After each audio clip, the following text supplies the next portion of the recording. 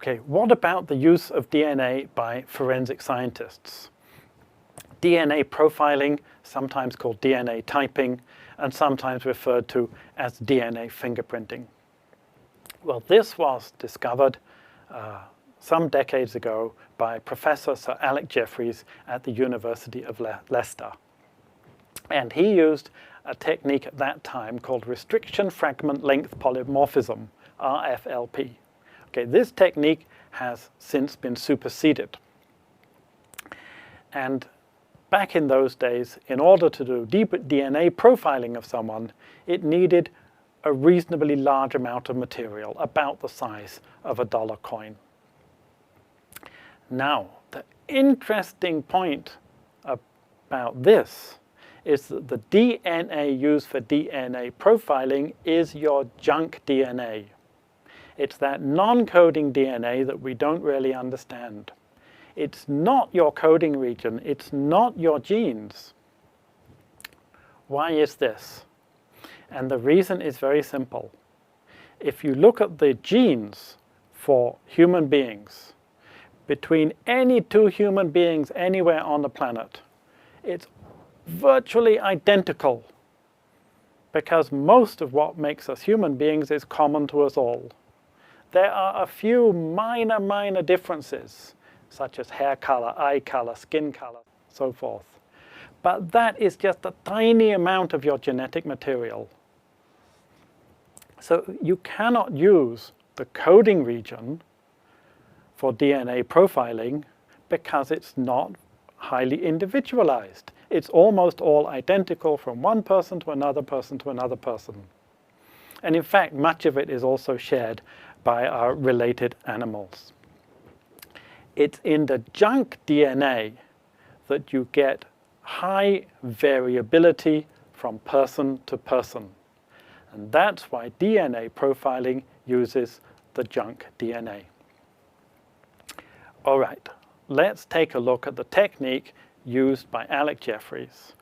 So this is how it is done. First of all, the DNA molecule has to be cut up into fragments. And this is done by a special enzyme called a restriction enzyme. And it's essentially a biochemical pair of scissors which chops up the DNA into little pieces. A technique called electrophoresis, which we'll look at in a little more detail, is then used to separate out all those separate pieces. Now, electrophoresis is carried out on a gel, and it has to be transferred off the gel onto something more permanent. And this is done by transferring onto a nylon membrane. So on the nylon membrane, you have an exact image of what was on the gel. Okay. Now, we have all these fragments of DNA all over the nylon membrane. How do you find the ones that you're interested in looking at, and how do you make them show up? So in this older method, it was done using radioactive DNA probes. Now, the probe is the complementary strand of DNA, complementary to the one that you're interested in. And on the end of that strand of DNA, there is some radioactive atom. So what will happen is that when you expose the nylon membrane to the DNA probe, the probe will bind selectively to the DNA fragments of interest. You can then put this next to an X-ray film, and the radioactivity from that radioactive atom will then show up on the X-ray film. But of course, you will only see an image on the X-ray film where the DNA of interest was, because of the specificity of the probe.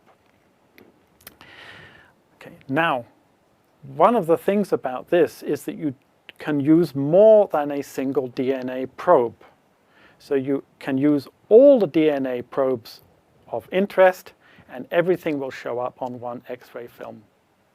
And in the case of the Bill Clinton, when he was accused of having an affair with Monica Lewinsky, the FBI at that time used 7 probes.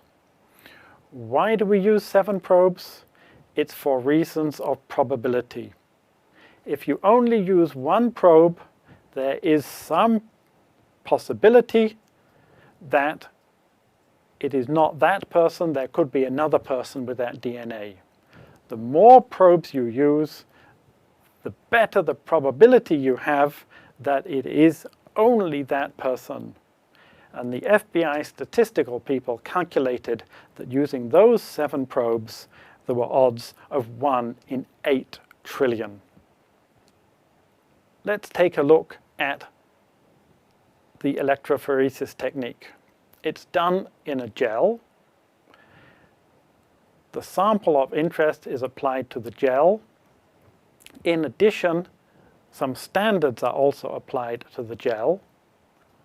An electrical potential is then applied across the gel, and this makes the DNA fragments migrate through the gel.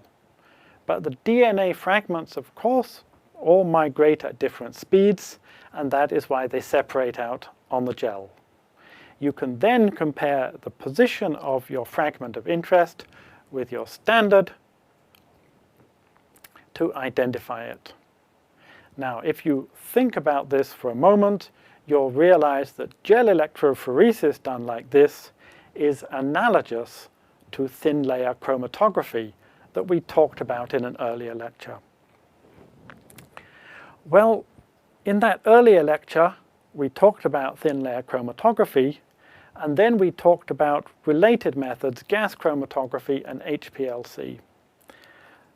And again, there is an analogy, because there is another technique more widely used called capillary gel electrophoresis. And this one you can think of as analogous to HPLC. This time the gel is not in the form of a block or a plate, it is inside capillary tubing. The sample is placed at one end of the tubing, an electrical potential is applied across the capillary, so the DNA fragments migrate through the capillary tubing, and at the far end of the capillary tubing there is a detector, and that detects the time at which they get to the end of the tubing. So gel electrophoresis is analogous to TLC, capillary gel electrophoresis is analogous to HPLC.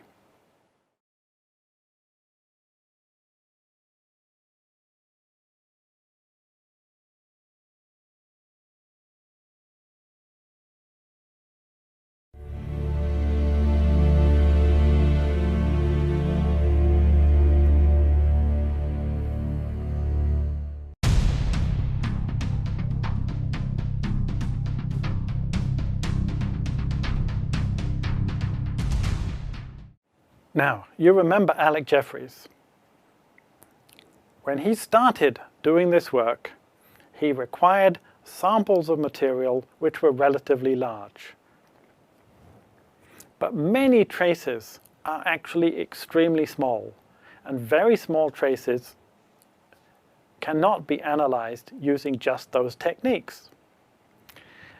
But there is now a method whereby DNA can be amplified, and this is called the polymerase chain reaction, or PCR. And this is how it works. Suppose you have a length of double-stranded DNA. Okay? When that DNA is heated to a temperature of 94 degrees centigrade, that is too hot for the hydrogen bonds, and all the hydrogen bonds break, and the 2 strands of DNA separate. Okay, now suppose you add primers, which are short lengths of DNA which match, they're complementary to, the ends of these strands. And this, of course, has to be done at a lower temperature. So the temperature's been brought down to 60 degrees, otherwise the hydrogen bonds wouldn't form. Okay, now at 72 degrees, an enzyme called DNA polymerase is added, as well as the 4 nucleotides. The DNA polymerase will recognize the end of the primer, and it will build up the DNA chain so that it is a complementary sequence to the original strand. So if we go through this sequence with the different temperature changes, at the end we have doubled the amount of DNA that we started with. In fact, what we've done is copy it. So if you do it once, you double the amount of DNA you have. But there's no reason why you can't do it more times. So you could go through the sequence once, twice, 3 times, 4 times, etc. Each cycle turns out to take about 5 minutes. And typically it's done with 25 to 35 cycles, and it's done in a machine like this, which is called a thermal cycler.